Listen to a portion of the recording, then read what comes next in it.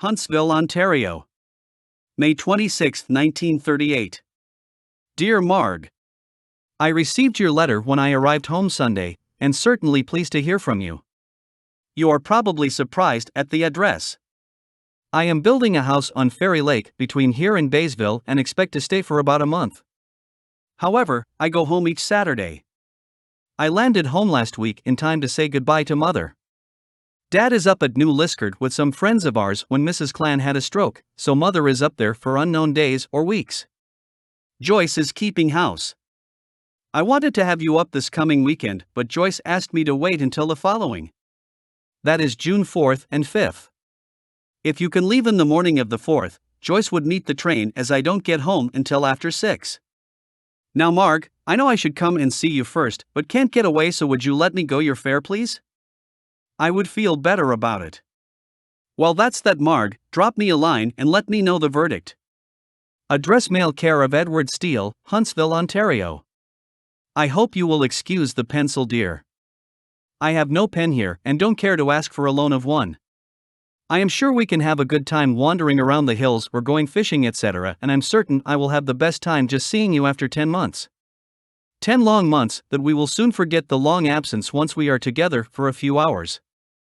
You don't know how much I want to see you. It's pretty late and I am sure tired, as I have to be up at 5:45 each morning in order to get to work, although I should be used to these unearthly hours by now. Well, so long for now, Marg, and excuse the short note and again the pencil. Hoping to see you soon. Roger X. Huntsville, Ontario. Monday, June 9, 1938. Dear Marg, your letter was waiting for me when I arrived home Saturday night. I went to work Monday afternoon at Stevens Bay, received a phone call Wednesday night to return to Huntsville as soon as possible. So, I came straight from the Bay Thursday afternoon, returning home Saturday. Then back here Sunday night. It is now 10:30 o'clock, we have worked 13½ hours today, and am I ever tired? Well, my dear, so far, I have talked only about myself, yet think of you. I hope you are over the fatigue of the Muskoka trip. I know exactly how you felt the next day. Yes, it is better to have no sleep at all than just an hour or so. A little sleep leaves you stupefied. However, we will have to try it again in the near future, what say? Just seeing you again made a year, like just the other day, a very pleasant other day at that. Wish you could have been up last weekend. What a crowd! 2 carloads, and when I say loads, I mean it. 19 sat down for lunch and dinner. I got stuck for one batch of dishes. I washed the lunch dishes. They called for volunteers, so I reserved early and avoided the storm of pots and pans at night. They are calling me downstairs for lunch before bed, so we'll close. This is a short note, I know, Marg, but please forgive a tired boy, won't you? I hope there's a letter waiting for me this weekend. Goodbye for now, dear, as ever. Roger XX.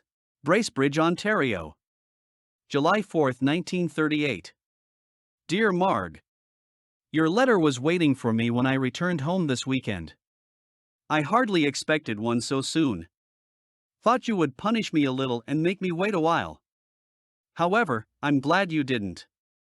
I have left Huntsville because they weren't paying me enough money. The boss was paying his son 10 cents more than me and yet collecting plenty for my time. Things got pretty warm for a while. So now I must look for another job. However, I have sold my car and am getting it into shape today. Tomorrow, job hunt, and I hope I am lucky. There sure is a bunch around the hotels and cottages. Everyone seems to have come last Friday and Saturday.